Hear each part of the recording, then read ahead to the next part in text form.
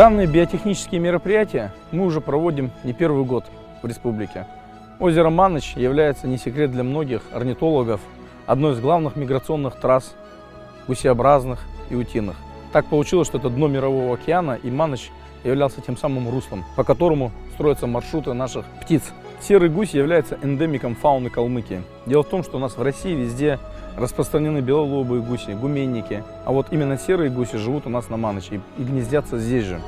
Поэтому последние годы говорят, что количество гусеобразных у нас сокращается, и поэтому такое мероприятие давно назревало. И вот символизм заключается в том, что 79-ю годовщину Победы мы решили по инициативе главы Республики Калмыкия Бату Сергеевича Хасикова осуществить мечту нашего ветерана Петра Леонтьевича.